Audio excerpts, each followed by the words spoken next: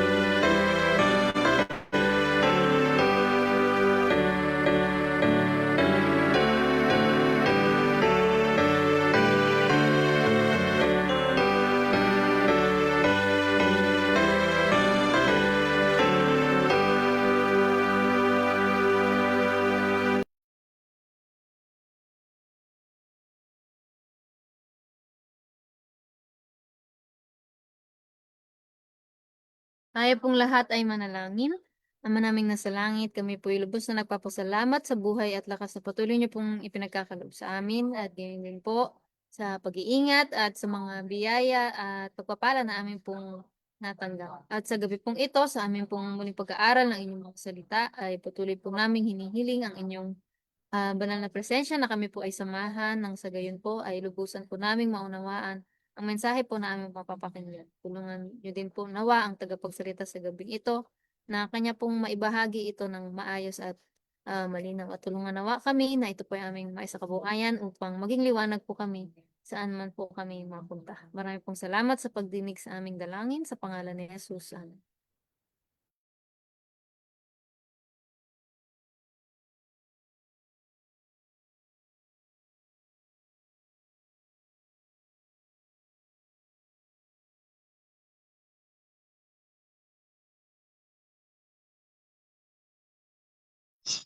So, magandang gabi po sa ating lahat at welcome po muli sa ating evening devotional. So, sa gabing ito, ang pag-aaralan natin ay mula pa rin sa libro ng Conflict and Courage, December 4, na may pamagat, While You Are Young. So, sa ating key text po ay makikita sa 1 Timothy 4 verse 12. Don't let people look down on you because you are young. See that they look up to you because you are an example to them in your speech and behavior, in your love and faith and sincerity. So dito po sa first paragraph, he, Timothy, was a mere lad when chosen by God as a teacher but so fixed were his principles by a correct education that he was fitted for this important position. He bore his responsibilities with Christ-like meekness. He was faithful, steadfast, and true, and Paul selected him to be his companion in labor and trouble. Lest Timothy should meet with slights because of his youthfulness, Paul wrote to him, "Let no man despise thy youth." He could safely do this because Timothy was not self-sufficient but continually sought guidance. So dito makikita natin na nung si Timothy ay nagsisimula pa lamang ay hindi siya sabing matanda na, kundi siya ay katulad natin na isang kabataan lamang na pinili ng ating Panginoon, na siya ay merong prinsipyo sa kanyang sarili at meron din siyang tamang edukasyon, kaya siya ay naging fitted doon sa napakahalagang posisyon na yon. So dito makikita din natin na ang ating Panginoon ay hindi siya bumabase sa edad or hindi siya bumabase kung saan tayo nanggaling. Ang gusto niya lamang ay tayo ay sumunod sa Kanya, tayo ay ah, ibigay ang ating buong puso sa Kanya, sumunod ng walang pag-alinlangan. So yun ang ginawa ni Timothy para siya ay maging fitted doon sa important position na yon. At ang kanyang responsibilidad ay ginawa niya na may Christ-like meekness. At siya ay isang faithful, steadfast, at true. Kaya siya ang pinili ni Paul na makasama sa kanyang gawain at sa pag-iikot sa mundo. So, alam naman natin na si Timothy ay isang bata, or isang kabataan lamang, ganyan. So, madaming mga tao na nag-iisip na isang kabataan lamang lang yan siya. So, madaming mga taong ganyan. So, kaya nagsabi si Paul sa kanya na let no man despise the youth. Kasi sa panahon natin ngayon, halimbawa, pag may isang kabataan na nagsalita doon sa mas matanda pa sa kanya, di ba, ang sasabihin, bata ka lang, mas bata ka pa sa akin. So, anong karapatan mo na sabihin yun sa akin? So, di ba, ganun yung mindset ng mga tao ngayon? Kahit naman siguro sa atin na kahit naman siguro sa atin na kabataan pa lang tayo, 'di ba? Pag may bata nga na nagsasabi sa atin na mas bata pa talaga sa atin, sinasabi natin na mas matanda ako sa iyo, mas madami akong alam. So nawa wag tayong maging ganon at sana sa mas nakakatanda sa atin, wag din sanang maging ganon kasi ang gusto ng ating Panginoon ay maging open tayong lahat at hindi natin alam na sa isang musmus na batang yon ay sa kanya ibinigay yung liwanag yung liwanag. Sa kanya ibinigay yung katotohanan ng ating Panginoon. So sa next slide po. There are many youth who move from impulse rather than from judgment, but Timothy inquired at every step, "Is this the way of the Lord?" He had no especially brilliant talents, but he consecrated all his abilities to the service of God, and this made his work valuable.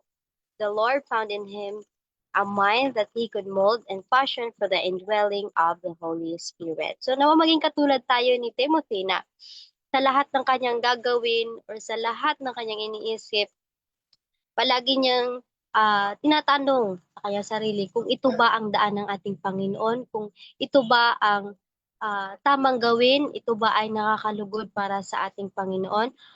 So sinasabi niya dito na he had no special brilliant talents. Pero kinonsecrate niya yung kanyang abilities doon sa gawain ng ating Panginoon. Kaya ang kanyang mga gawa ay naging valuable sa harap ng ating Panginoon. So kung sa isip natin na ang talent mo ay prayer lang, ganyan, wag nating sabihin prayer lang kasi malaking bagay na yun sa harap ng ating Panginoon kung buong puso mo yung ginagawa. Yung yung willing ka na ginagawa yon at masaya ka na ginagawa yon. So, katanggap-tanggap na yun sa ating Panginoon. Hindi siya bumabase sa anong kakayanan mo. Ang gusto niya lamang is yung ibigay mo yung ah, fully best mo para sa kanya. Kasi yun lang naman yung gusto niya na mangyari sa atin. Katulad ni Timothy. Yung may nahanap yung Panginoon sa kanya na meron siyang ah, na makayanan siyang i-mold ng ating Panginoon para mag-dwell yung Holy Spirit sa kanya. So nawa sa atin, ah, wag nating isara yung puso natin sa ating Panginoon. Kasi ang ating Panginoon ay siya lamang yung gumagabay sa atin, siya yung tumutulong sa atin. At baka hindi natin alam, tayo ay gagawing instrumento ng ating Panginoon para tayo ay maging liwanag sa mga taong nakapalibot sa atin. So, next slide po. God will use the youth today as He used Timothy, if they will submit to His guidance. It is your privilege to be God's missionaries. He calls upon you to work for your companions. Seek out those you know to be in danger, and in the love of Christ, try to help them. How are they to know the Savior unless they see His virtues in His followers? So, dito makikita natin na gagamitin ng ating Panginoon yung mga kabataan. Kasi yung mga matatanda natin sa simbahan is pag yan ay mawala, so sino ang papalit? So di ba mga kabataan? So yun ang gagamitin ng ating Panginoon. Ang kailangan lang natin is isubmit natin yung ating sarili sa Kanya. Submit to His guidance. Kailangan lamang natin sumunod sa Kanya, sundin yung mga utos niya, kung ano yung kagustuhan niya, kung ano yung nakakalugod sa Kanya. So yun ang gusto niyang gawin natin. Isang privilege sa atin na tayo ay maging isang misyonero ng ating Panginoon. So kaya nga 'di ba sa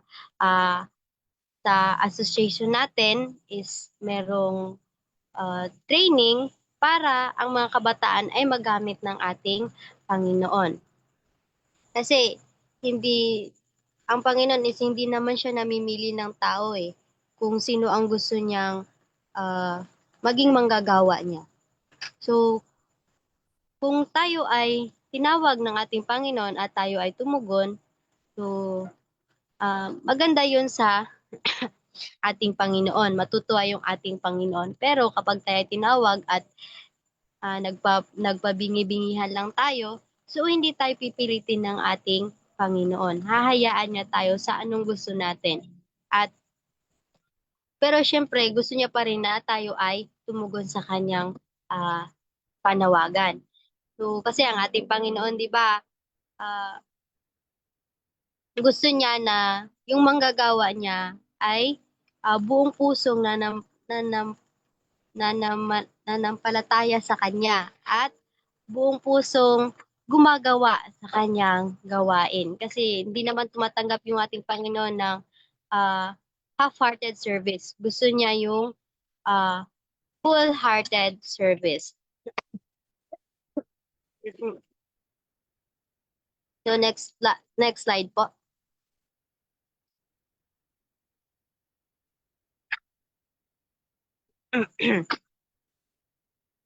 The highest aim of our youth should not be to strain after something noble. There was none of this in the mind and work of Timothy. They should bear in mind that in the hands of the enemy of all good, knowledge alone may be a power to destroy them.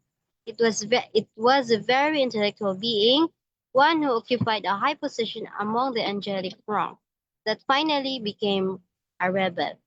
And many a mind of superior intellectual attainments is now being led captive by his power.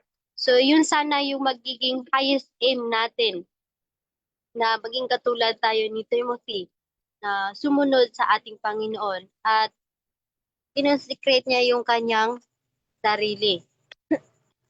At binigay niya yung buong puso niya sa gawain ng ating Panginoon. Yun yung gusto niyang makita sa atin na mga kabataan, lalo na sa panahon ngayon na paparami at paparami na talaga din yung mga kabataan na parang mahirap ng disiplinahin. Nawa tayo yung maging liwanag sa kanila. Tayo yung magiging ah, example sa kanila na hindi maganda yung mga kanilang ginagawa. Nawa tayo bilang isang manggagawa ng ating Panginoon, maging liwanag tayo sa mga taong nakapaligid sa atin.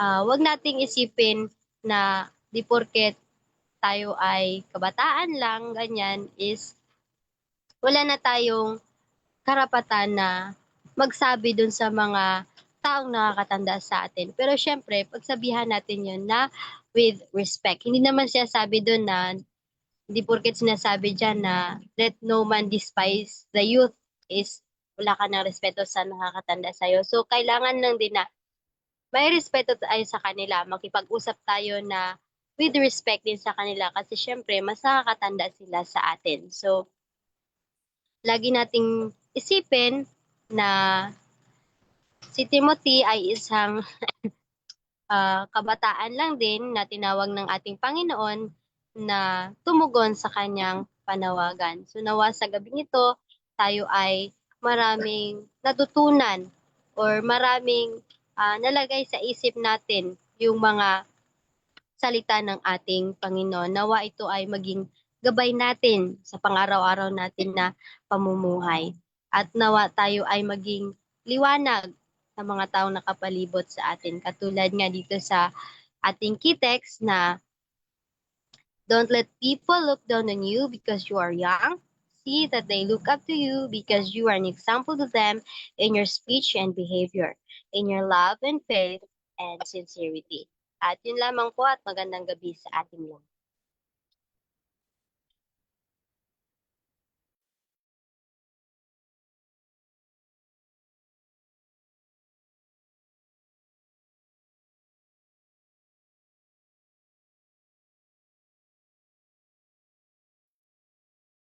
Hello po.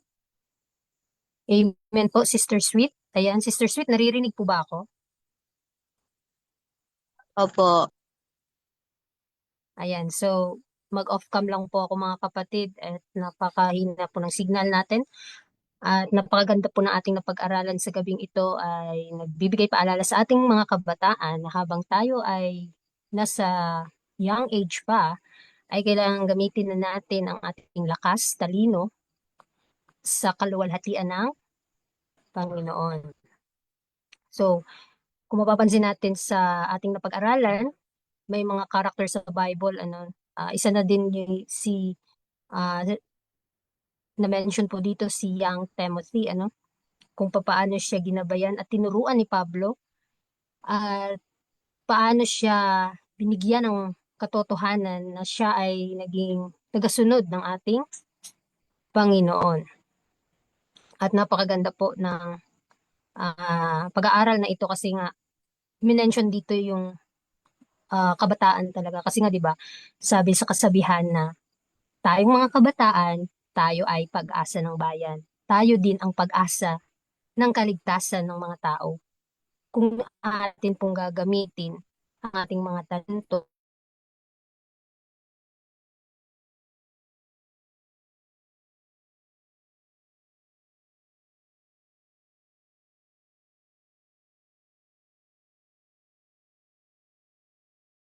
so, wala tayong mga kapatiran. So,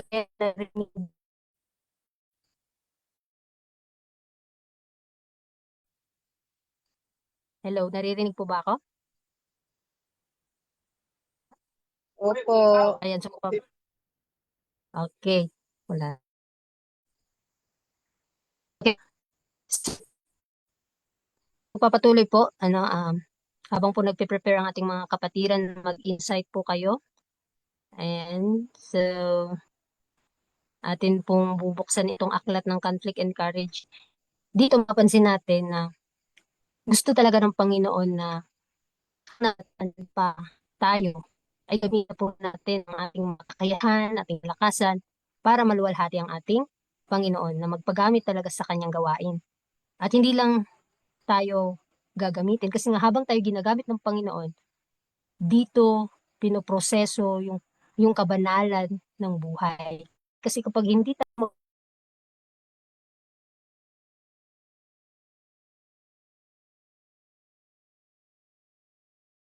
so, yung mga kabataan, tanda ko nawa ay magniling po tayo at gamitin po natin ang ating mga nalaman na katotohanan na malakaran ng katotohanan while we are young, mga kapatid. At even na some other young people ngayon na ah, mas mas tinitingnan nila o parang mas pinapaboran pa nila yung kanilang pakiramdam sa panahon natin ngayon. Atin pong talagang ipanalangin, kasi nga gagamitin ng kaaway, ang gagamitin ng kaaway tayong mga kabataan kung nagiging kampante tayo or we are, ah, kung nagiging focus yung mga pakiramdam.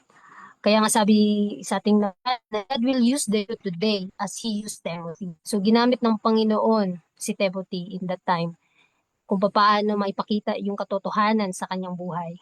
At yun na nga, sabi nga, di ba, na if we will submit to His guidance, it is our privilege to be God's missionaries. Napakaganda, mga kapatid, na kilalanin tayo ng Panginoon na tayo ay kanyang mga misyonaryo at hindi po kailangang maging kampante. Kailangan maging mapagbantay talaga sa bawat galaw, kilos natin, mga salita. Kasi we are spectacles between heaven and earth, di ba? Angels and unto men. So, kailangan maging aware po tayo, maging mapagbantay tayo. Kaya nga, tayo mismo yung tinitingnan. Kapag missionary ka, dapat ikaw yung binabantayan talaga ng mga tao. Hala, missionary ka pala, ganito, ganyan. So, ano yung mga weaknesses mo kapag nakikita yun? Parang ang sakit sa part na, hala, missionary siya, pero ganito, ganyan. So, napakasakit na isipin na you are nakikita ng mga tao sa'yo. But if we are surrendering all to God talaga, kahit sa ating kahinaan, papalakasin niya tayo. At that is the promise, no? Kaya nga, Jesus calls us to work for our companion, seek out those you know to be in danger, and in the love of Christ, try to help them. How are they Savior unless they see His new virtues, yung talagang yung kabutihan na ninais ng Panginoon para sa kanyang bayan. At ito po yung pinakamataas na layunin ng mga kabataan na angkinin ang kabanalan ng Panginoon. Ayan, so may magdadagdag po ba sa ating napag-aralan? Ayan, kung wala na po, tayo na po ay magtatapos sa pamamagitan po ng closing prayer, closing song and closing prayer po ng ating speaker.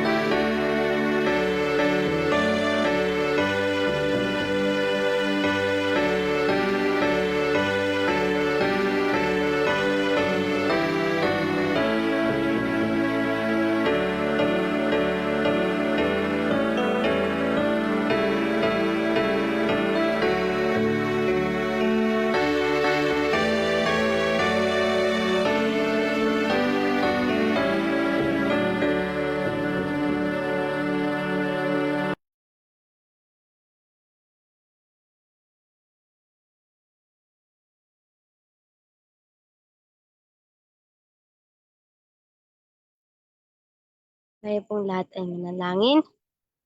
Ama namin na nasa langit, Panginoon, maraming salamat po sa pagbantay niyo sa amin sa buong araw at kami ay umabot sa gabing ito.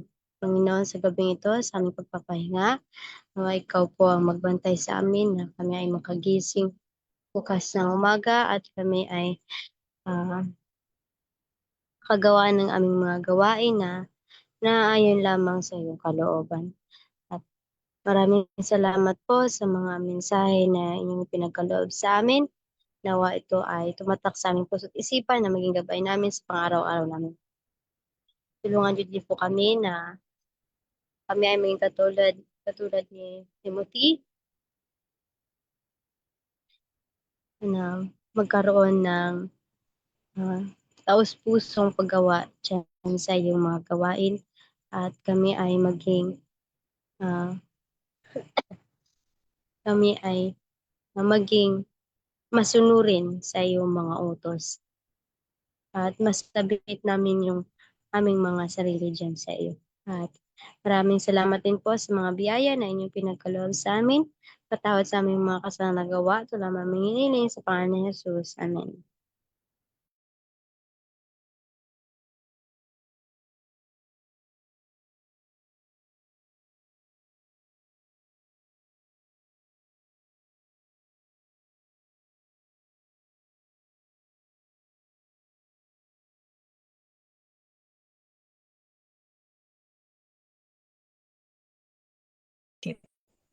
At muli, God bless sa ating lahat.